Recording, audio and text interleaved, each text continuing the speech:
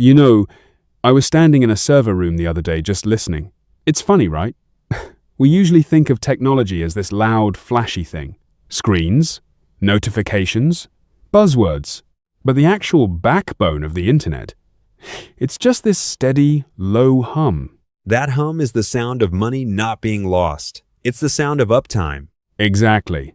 And that silence, that stability, it's incredibly fragile. We take it for granted until the lights flicker.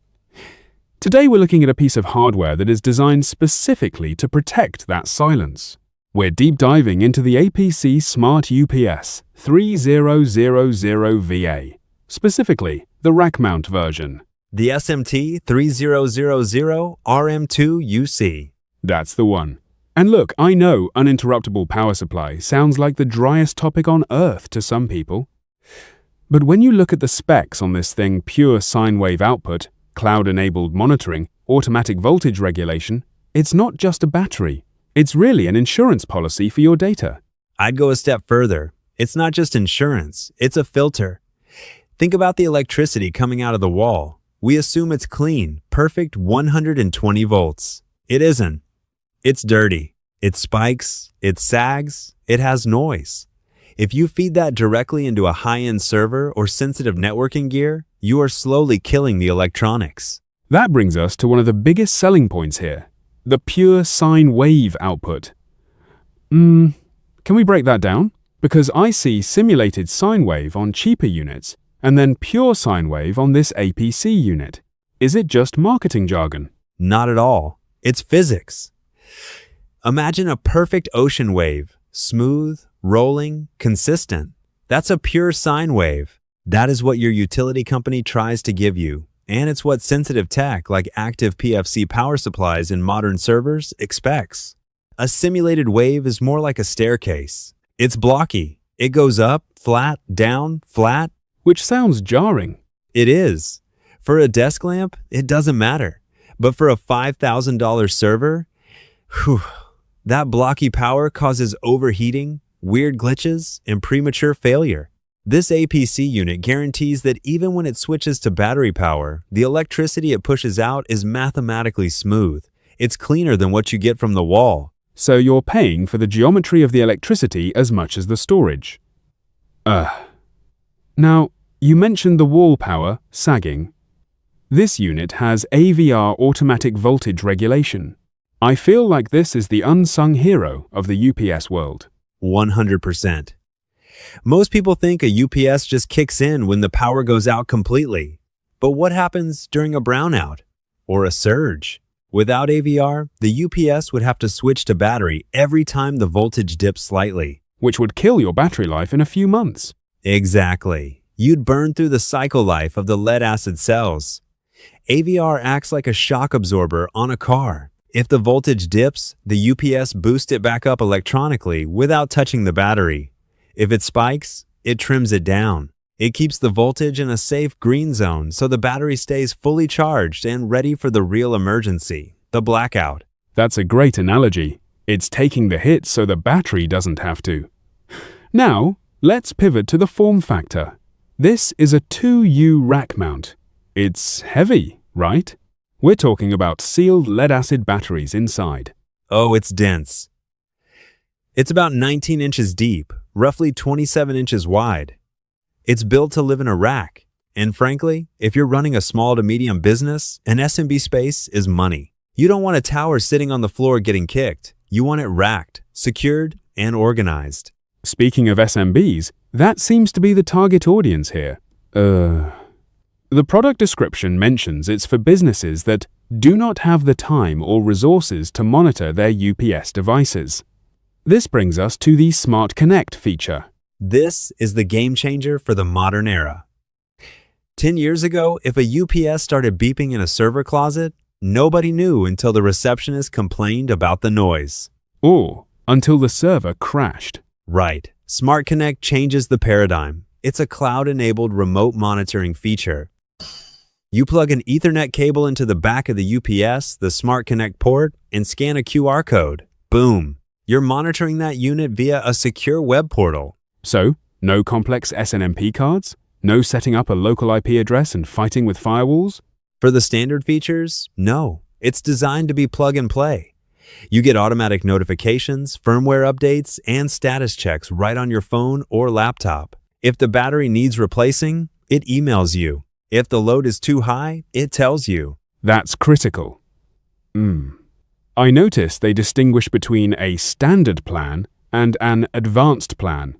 The new units come with a 6-month trial of the fancy stuff. What's the killer feature in the advanced tier? Remote rebooting. The classic, have you tried turning it off and on again? It's a cliche because it works.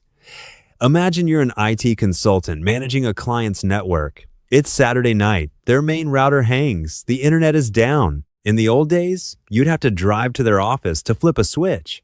A 2-hour trip for a 10-second fix. Exactly. With the advanced plan and the switchable outlet groups on this UPS, you can log in from your couch, identify the outlet group the router is plugged into, and cycle the power. You're the hero, and you didn't even put on pants. That is the dream.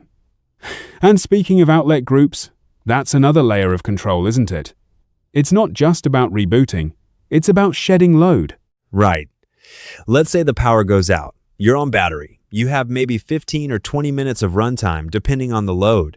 Do you really need the secondary monitor or the office printer draining that battery? Definitely not. You want that juice for the server and the modem. Precisely. You can program the switchable outlet groups to cut power to non-critical devices immediately, preserving the runtime for the mission-critical gear. It buys you time, and in a blackout, time is the only currency that matters. But what happens when time runs out? Even with a 3000 VA unit, which is roughly 2,700 watts of power, a significant amount, eventually the battery hits zero. If nobody is there to shut the servers down, a hard crash is just as bad as if you had no UPS at all. That's where the software integration comes in. PowerShute Serial Shutdown. It's downloadable from APC. It talks to the server via USB or serial cable. When the battery gets to a critical level, say 5%, the software tells the operating system, hey, wrap it up, we're going dark. It forces a graceful shutdown, saves the files, closes the databases, parks the heads. Exactly. So when the power comes back, you just boot up. You aren't running disk checks or recovering corrupted databases. It's the difference between a pilot landing a plane and a plane falling out of the sky. Both end up on the ground, but one is reusable. I love that. Both end up on the ground. It's so true. Now, I want to zoom out a bit. We've been talking about this specific unit, which is great for a rack or two, but the user input mentions something interesting. What if I need a solution for more than 25 racks? Yeah, that's when you graduate from Smart Connect to EcoStruxure IT. That sounds significantly more enterprise-grade. It is. Smart Connect is perfect for the set it and forget it SMB user. EcoStruxure is for data center management. It aggregates data from cooling, power, security, everything. It uses predictive analytics. But for the SMT 3000 RM2UC, most users are going to be perfectly happy with the Smart Connect portal. It hits that sweet spot of visibility without complexity. It's interesting how the conversation around power has shifted. It used to be just about uptime. Now, it feels like it's about intelligence. It's not enough to just provide power, you have to provide data about the power. Because we can't afford to be reactive anymore. Business moves too fast. If a UPS fails silently, it's a disaster waiting to happen. By making the UPS smart, by giving it a voice to tell you, I need a new battery, or your voltage is weird, you're shifting from reactive to proactive. And that's really the core value proposition here. You aren't buying a heavy box of lead and copper. You're buying the ability to sleep at night. Or the ability to not drive to the office on a Saturday night.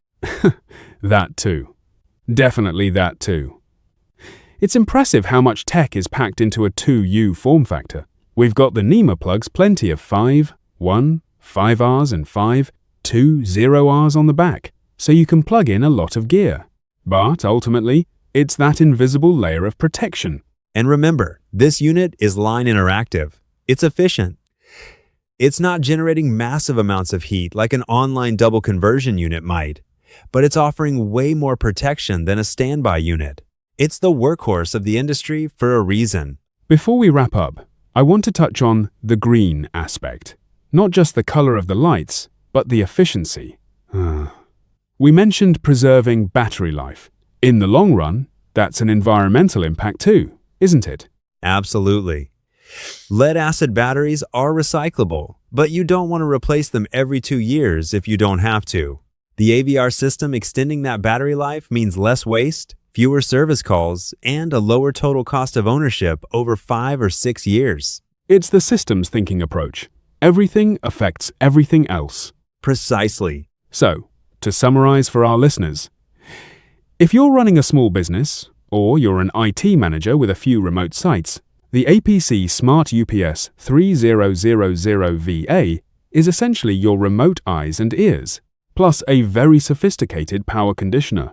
It's the foundation. You can build the fastest network in the world, but if you build it on dirty, unreliable power, it's a house of cards. This is the concrete foundation. Well said. It makes you wonder what other invisible infrastructures we rely on every day without noticing. We only look up when the sky falls, but technology like this keeps the sky firmly in place. And keeps the servers humming. And keeps the servers humming. That's all the time we have for today's deep dive into the power grid behind the rack. Thanks for shedding some light on the subject. Always a pleasure. For our listeners, take a look at your own setup. Are you running on a simulated sine wave? Might be time to check those specs. We'll catch you on the next episode. Stay powered up.